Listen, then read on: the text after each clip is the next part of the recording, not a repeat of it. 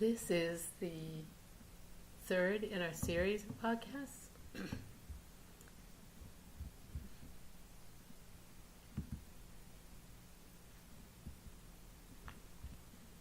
This is the third in our series of podcasts, and today is the second day of the month of Elul. Today we're looking at the most exterior world, according to the mystical tradition, sometimes called the lowest world, the world of action or doing. The section of our ceremonial prayer that corresponds to this world is called Birchot HaShachar, or Birchot HaShachar, morning blessings. Our instinct to do, to make things happen, to produce results, which is what the world of action is about, is an inescapable part of human life. Humans are sometimes called Homo faber, the species that makes, the tool maker, the problem solver. The difficulty comes when doing something becomes a compulsion, when it's not connected to other parts of ourselves, to the dimensions of feeling and imagination, and ultimately higher purpose and transcendent reality. Thoughtless, emotionless action can become our undoing. The earliest prayers of the morning, a series of blessings, are what Judaism calls a tikkun. A tikkun is a correction. Here, a correction for obsessive doingness. I will explain how that is. But first, we have to look at the whole idea of blessing in the context of Jewish life. The idea of blessing is deeply rooted in the Bible. God blessed creatures, including humans, when he created them, for example, to be fruitful and multiply. God blessed the seventh day as the Shabbat, a time of cessation from the kind of work we call making. God blessed Abraham and Sarah, and that blessing was cherished and handed down to their descendants. And the word bless was also used toward God. Blessed be God became a phrase of praise and thanks echoing throughout the Tanakh, that is, the Hebrew Bible. When God blessed Abraham, he said, "You shall be a blessing." And also, all the nations of the earth will bless themselves through you. What does that mean? The explanation seems to be given.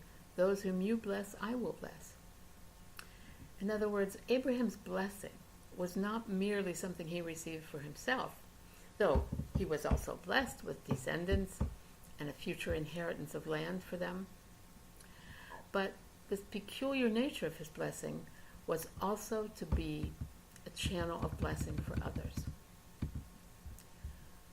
Our sages, the ancient rabbis, in formulating the prayers that we use down to this very day, took up the blessing formula, made it very personal. Blessed are you, Lord our God, rather than a third person, blessed is he, and multiplied the practice of saying blessings throughout our lives. They created blessings over commandments, like lighting the candles for Shabbat and holidays, or blowing the shofar. They specified blessings for all kinds of occasions, from hearing thunder and seeing lightning to seeing a great scholar. If you have a complete siddur, a Siddur Shalem, one that has all the liturgies, you will usually be able to find blessings for various occasions of phenomena in their own section. You can check the table of contents in whatever siddur you use. The rabbis constructed this series of blessings for a morning ritual at home. These are the ones we're looking at today and tomorrow. They also designed our central petitions to God in the Amidah, which is the fourth section of prayer, as a series of blessings as well. They framed sections 2 and 3 of our prayer service with beginning and ending blessings. Prayers before and after meals and snacks are in the form of blessings. And they urged us to say 100 blessings a day. Clearly, they thought that our lives like that of our ancestor Abraham, should be blessing. That is, our life should be expression and amplification of the power of God's blessing in continually creating the earth and all its beings. I chose the word amplification deliberately here. The word highlights another aspect of blessing. We know that blessings mean goodness, but specifically they are intended to increase goodness, to bring out the potential in the recipient of blessing. When we bless a child that he or she should be raised to Torah and chuppah, that is marriage, and good deeds, we're saying that the potential of this child is to be realized. When we say a blessing over an apple before eating it, we are invoking God to bring out its inner potential of pleasure in our mouths and satisfaction in our stomachs. When we say a blessing afterward, we're again asking that the potential of our body be activated to digest and use this food for good in the world. All these blessings remind us that we're not the source but the channel. Our words of blessing are the specifics of the channel. More important than the action of homo faber, the maker, is the unique activity that the sages call medaber, speaking, in its broadest sense, giving expression in words, song, dance, the arts.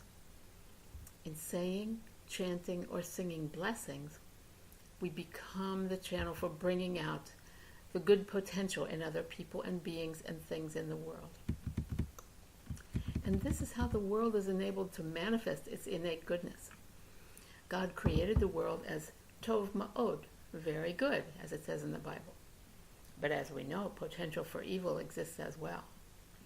Through being a blessing, continually seeking the potential for good in everything, and even seeking to name it, we are helping it to emerge and be stabilized in the world. This is how blessings are a tikkun for compulsive doingness.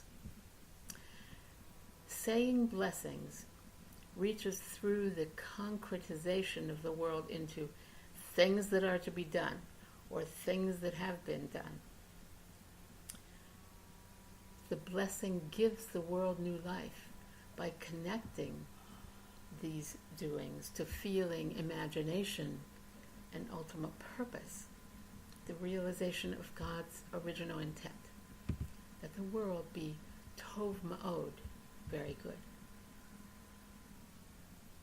Tomorrow, we will look at the specific blessings of the first part of the prayer service.